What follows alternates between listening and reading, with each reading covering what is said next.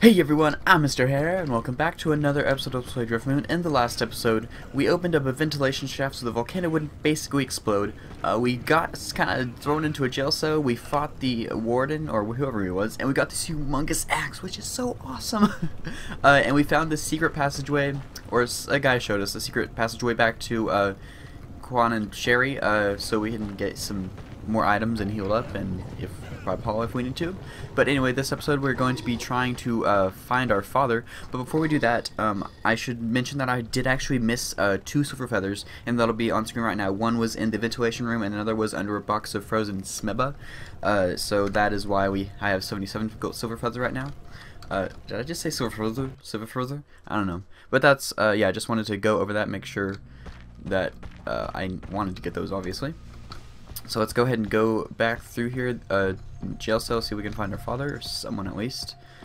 And we should be able to go into here because we have the second key. So if we flip this back on, does it... Oh, it does. Yeah, I want to turn that off. Huh. So I guess if you wanted to trap someone in there, I don't know if that would be a viable option, or viable strategy, but if you wanted to trap someone in there, I guess that you could do that. Okay. So more of the how would this floor work anyway? Like, would you just have a random? I guess it'd be in a pattern technically, but I don't know. I'm probably thinking too far into that. Did I miss something? Oh, Inga root oil. I don't know if that's worth going back and getting at this point. We might go back there, and again, it's probably not that big of a deal. How much do we have anyway? Inga root oil. We have 30. We probably won't be using all of that between now and the end of the game, which I should mention, we are nearly at the end of the game. It should only be a few more episodes. There's a guy here.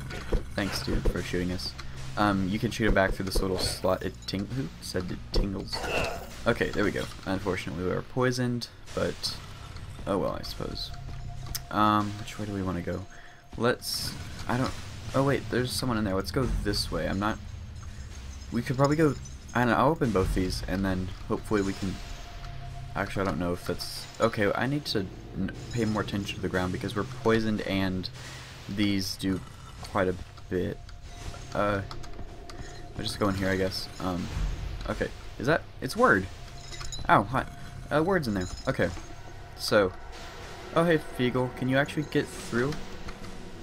We're not poisoned anymore, which is good, but... Feagle... Can she get through? Oh well, it's you, Harrison. Word! Hey, where did Robert go? We lost Robert. This is unfortunate. Where did he go? Hopefully we'll find him. Anyway, it's Word. A prisoner is chained to the darkest corner of the prison cell. His face bent down to the floor. As you approach him, he slowly lifts his head, and a wide surprised smile spreads on his blood-stained face. It's the face of your own old friend, Word, who was kidnapped during your adventure in Elder's Tomb. Harrison, I knew you'd come. Harrison, Word tries to take a step for you, but chain cuckoo clock, really? But his chain stops him, and he winces in pain. You've just missed your dad. He escaped only hours ago. All of a sudden, he notices Robert. Well, I don't notice Robert wherever he is. Watch out! There's a nasty-looking skeleton behind you, Harrison. Don't worry about him. He's just my Robert, who's been aged 1,000 years. What's happened? Word, where did your dad go? We just kind of skimmed over that Robert thing, didn't we? Robert, wow, I remember that he was a bit older and balder than you, but Word stares at Robert and shakes his head. It's funny because he's not here. Alright, you asked about Winston. See, your dad was here, but he escaped. He started digging that hole in the wall before I was thrown in here, but now that he got through, he couldn't take me with him because of my chains. You wouldn't believe how much dirt there was. He's been digging like there's no tomorrow. Oh boy, I'm really glad you're here now. You have to go after him quick. He's not well. I'm not sure he'll survive if they catch him again. Uh-oh. How did Dad manage to escape? He had a little hammer, a rock hammer, he told me. He's terribly weak. They've been dragging him away every day for questioning, and every time he comes back, he looks years older. He hasn't even had the strength to speak much with me, but I had told him that what we had found out together. Okay, sorry. And that you'd come for us one day. Poor Winston's just been digging that hole in the wall every day looking feverish. Poor man. And one untimely luck, he escaped just hours before you came. I just hope they haven't caught him yet. He swore to me he'll come back to rescue me, but I'm not sure he can make it by himself. Yeah, stand back. I'm gonna break your chains. And, oh, we got a level from that. That's convenient. Are we gonna sparkle this whole time? Oh no, okay. The word breaks and he steps for his response. Thanks, I hope if I don't mind if I tag along with you, I could help, and I'd really like to get out of here alive. Sure, well, why not? Let's go with our new level, I guess. Intelligence, and we already have goldfish, obviously. Let's go with advanced berserk. Okay, word, but there's, yeah, your girlfriend is outside fighting. Really, I almost feel sorry for the wizard. She can be real nasty when she gets worked up. She's one brave girl, isn't she? Yeah. What happened to you when you were caught? I found the note, you wrote behind the rock, when you were hiding, a note you wrote when you were hiding behind the rock in Elder's tomb. Word winces at the thought. It all happened so fast. Just one moment, Elder thrust some fake diamonds into my palm and pushed me behind a stone and told me to start writing a note to you. And I hid behind the rock. All these terrible sounds of fighting, the battle were going on, and then it just stopped, and then came for me. And I saw Elder had vanished. The next thing I remember is waking up on the way here. They didn't even torture me much. I guess they were too busy trying to break poor Winston. Yeah, can I have a look at what you're carrying? I don't know that we have any armor for him, but he can have yeah, he can have the fiddly pipe. Go for it. And I don't... Here. Word, you deserve... You don't deserve it, but it's funny, because we haven't had anyone who can wear that yet, because we've had helmets for them all. Okay, yeah, so we finally have a use for those 12 coins we spent on that. I'm free. Yeah, where is Robert? Is he the one that's been saying it tingles? Because we probably need to find him, because he has the good stuff. He has the good armor. That we could give to Word. I mean, if we find him, I really don't think he's lost, but... Did he get... Oh, there he is, Robert. Okay, you worried me. Come on through, dude. Let's go ahead and open this. I should have gone through here first and then just gone for Robert. Because I want to just get these mushrooms for food purposes. Actually, I think we've been using quite a bit of food while we're in here because we do have a lot of... Okay, wait. I'm going to start opening that before we go through. Alright. I don't think there's anything else here. Oh, wait. Fake Ingleroot. Okay. That's not too important, but oh well. Come on. So, wait. Robert, I guess we foresaw the Robert issue. Not that it was that much of an issue, but... That's really all I have to say about the issue is So, I never know what to say whenever I'm on these because I'm not really... I'm just shuffling back and forth trying not to get burned and stuff. Like I did there. Alright, so it looks like that switch is gonna save us. Oh, wait! Our father's path was right there. Okay, well... We'll go and flip the switch and be able to get out of here easier, and we'll grab the grab whatever's in that chest. It's probably like another silver feather. They've been handing those out like candy in this place. Okay, no, but of course stuff we're gonna find useful. So what? I guess we already talked to Word. Why can't we talk to Robert? We can talk to Word, but not Robert. I think I've kind of seen that as a bit of a bug in this. Whenever I was going through this before I recorded, started recording, that you can't always talk to... Oh wait, now, I'm confused. Have I just been missing something? I don't know, whatever. Let's go on through here. Dad really dug with a rock hammer. Wow, that is interesting that he dug through the dirt with a rock hammer. And is that a picture? It reads Sherman that usurper capture live. We need a new accountant. That's the guy who was at the monastery. Oh, he's the guy who's doing the inventory, I think. Alright, these, I don't think we've seen Fire Smeba before. I think they just have a bigger explosion. Here, Word, you can do the final, no? There we go. Yeah, quite a big explosion. Like regular Smeba, they're annoying. They may be the same, they're just themed for, wow, you okay, Word? They're just more themed for this area. Alright, so we have... It's a good picture of Robert. You're saying Robert doesn't look good there? He does not look good in this picture? It's so rude. He probably said something and I missed it, but... Paul the Destroyer wanted dead or alive. The Destroyer. Probably not that accurate. Picture of a firefly. Could it be Fizz? Probably. I mean, what other green firefly have you seen in this world? It's bad to make out. It's burned so badly. It reads Harrison the Murderer wanted dead. Okay, well, I think someone may have it out for us. I could be wrong. I mean, don't quote me on that, but... Someone might want us dead. Oh, this is kind of this is a really unique part. Like, not that I'm coming your way. I don't think I trust you, Ticker. I'm sorry. Not that the rest of this game isn't unique, but you'll see what I mean. So this sign says, the fishing spot of doom. Stand inside the safety circle to avoid lava spray. I better get out my new fishing rod. Well, of course, what else are you gonna fish with except the rod of exorcism? Fishing time. Okay, let's try it. Hey, it's nibbling. I got one. It's a boot. A shoe? I think it's more of a boot, but yeah, it's probably up to your... This is insane. Yes, it probably is. It's a big one. It's an anchor? Yeah? I mean, that's a very strong fishing rod. Much later. What a catch. We have all this stuff, and we have this mysterious chest. Okay, let's go ahead and open it, I guess. Fish and a note. There are 6 fish on the table, all different and unrecognizable to you. There's a note next to the fish. Well, let's read the note. As you lift up the note, you quickly discover there's something fishy going on. Good job. It seems to be a strange quest disguised in the form of a poem. Ye traveler, learning to pass the fire, my puzzle will surely make you perspire. One of us helps accomplish your feat. 2 of us offer a chocolatey treat. 3 of us bring a sudden demise. And you can be sure we're all in disguise. Read and discover when choosing your fish. Both chocolates are next to a poisonous dish. The chocolatey one keeps the other close by. Only one of the poisons is a solitary guy. The magical fish doesn't like the left order. Now let's hope no one's altered the order. Alright, so I actually have this. I think I just ended up eating all of the other fish before getting to the right fish whenever I first played this. So I'm going to save the trouble of me trying to figure that riddle out again. I have my little cheat sheet here. And the first one is death. The first fish is death. 2, well, let's just prod it with a stick. And an orange gas evaporates out of its eye sockets. Gross. Let's make funny faces. Nothing happens. When did the fish just twitch? Must have been your imagination. Eat it.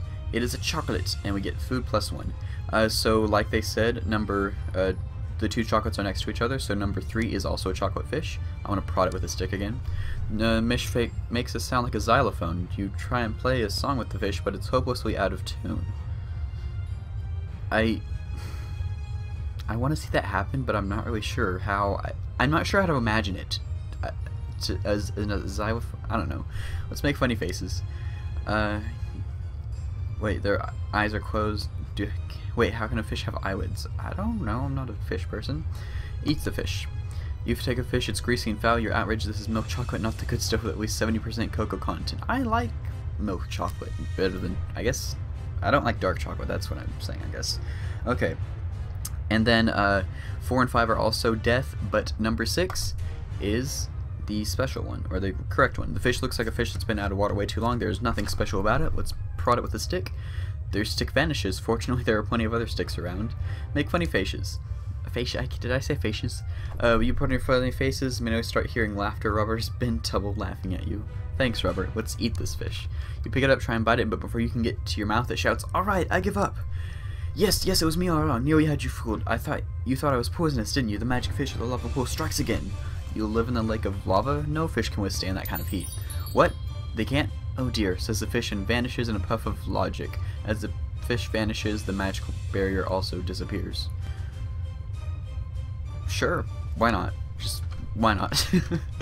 Okay, so, very interesting part of the story there. Let's get back out our humongous axe. Wait, can Word hold this axe?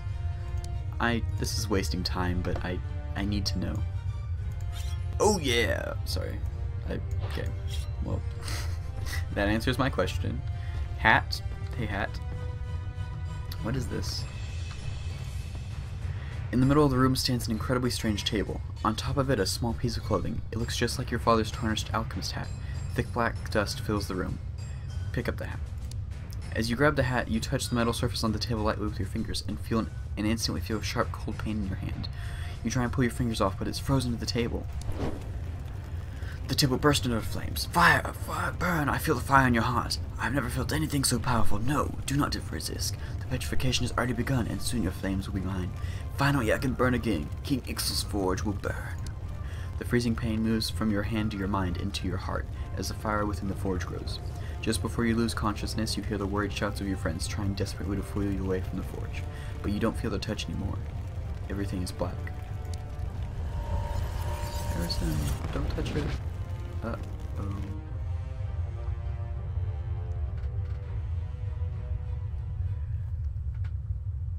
There is nothing, only darkness.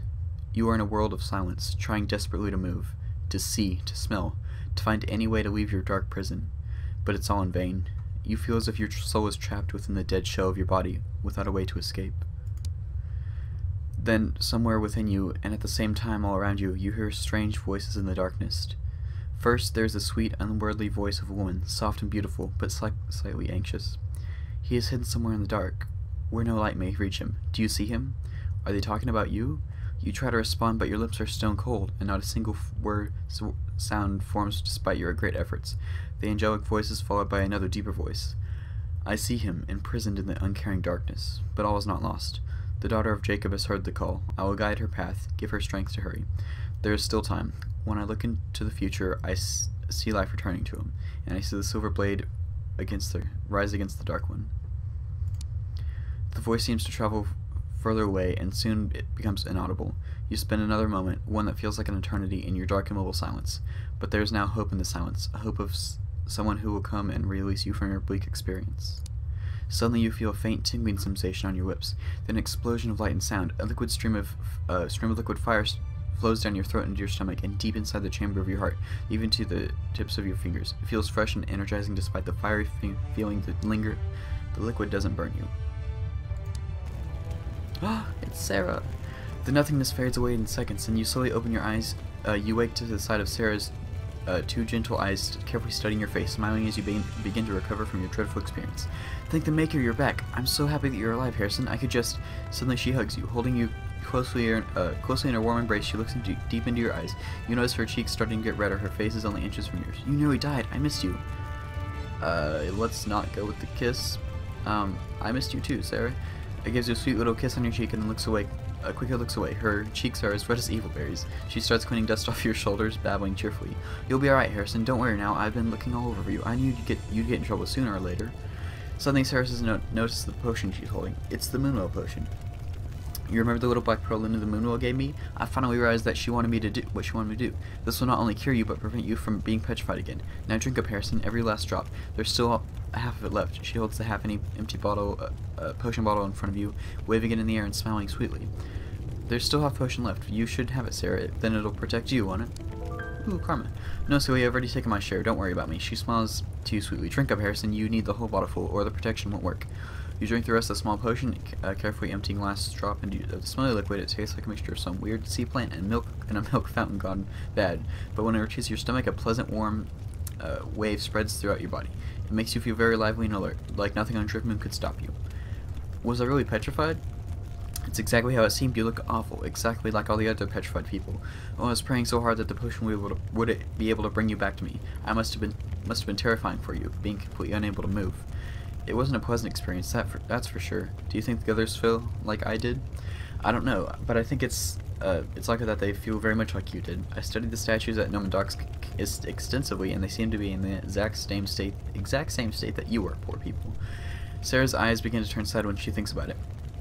We don't have any more sea dragon eggs to revive them with, but I think that we'll find a way to help all of them soon. We must.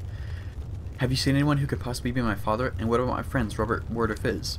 Something terrible has happened while you were petrified. I saw Paul the librarian turn to stone, just the same as you, Harrison. There was also a petrified boy somewhere along the way. It might have been this Word. If only we had more of those potions, we could help them. But I chose to give the potion to one potion I had to you, and I'm afraid we can't do anything more for them until we defeat Ixel.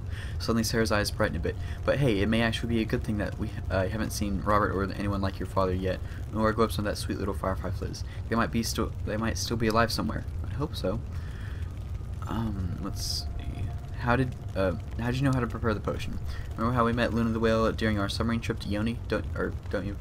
She gave us that black oval object, which we named Luna's Pearl, and gave me some complex instructions on what I should do with it. I didn't understand her very well at first, but when we got back from our trip, I finally put the pieces of the puzzle together. That's where I rushed back to reach Nomadoksk again to make the magical rejuvenating potion using Luna's Pearl. It wasn't easy, but it looks like it's working. Yep.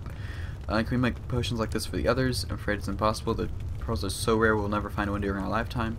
And if we get our hands on one, it would still take half a moon to prepare the potion. Then who would we choose to save? The pearls are actually the eggs of a very rare magical creature called a sea dragon. It would also be a bit questionable to steal the egg of a creature as rare as that if you didn't absolutely desperately need it to save the whole moon. No? Yeah.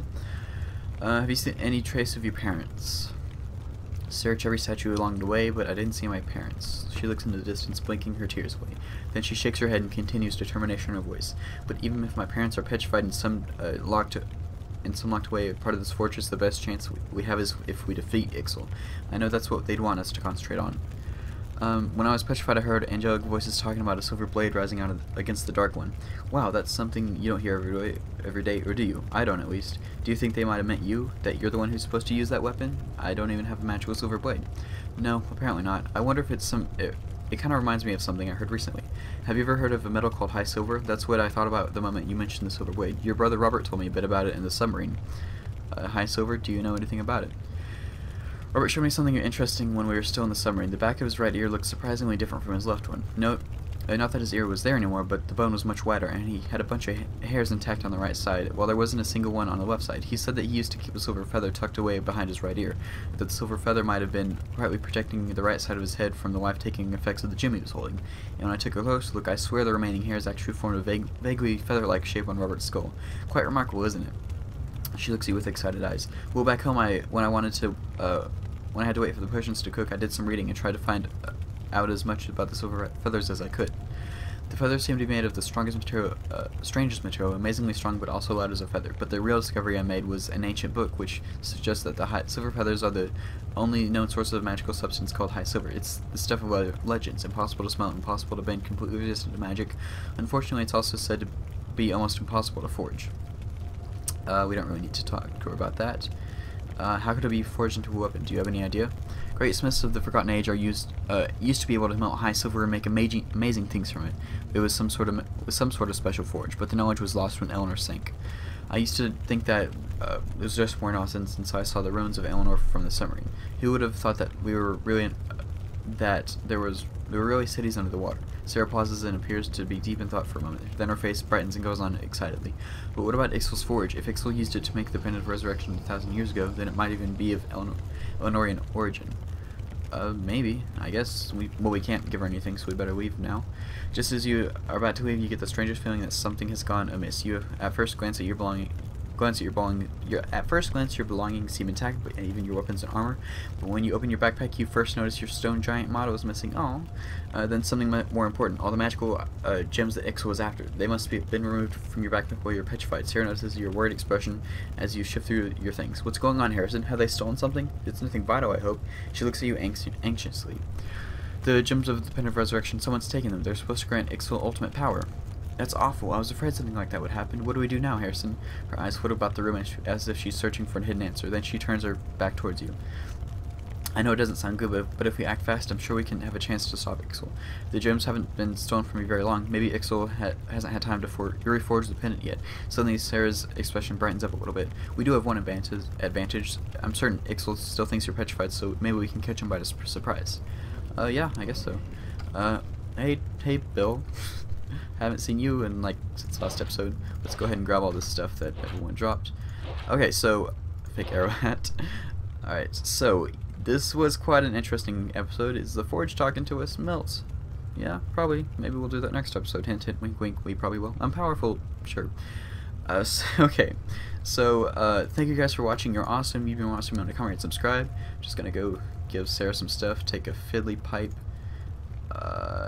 Have a... What did I do? Oh, okay, never mind. But what else do you want, Sarah? You want some chainmail? Sure. Soft leather gloves. Wait, that does more. Okay. Okay, remember, we carried the iron pan too, so giving it to Sarah, I'm not implying anything at all. So, just remember that before anyone tries to say anything. I don't think that we can give her anything else, and I think we're kind of running low on time, actually going overtime. But anyway, guys, next episode will be... we're probably going to be talking to the Forge, because I already implied that. What is your wish, Master? Can you just kill Ixal? That'd be pretty easy. But anyway, I hope you guys have an awesome day, /night, /morning, /evening, /whatever other vaguely specific time there is. And I think that is about it. So, see ya!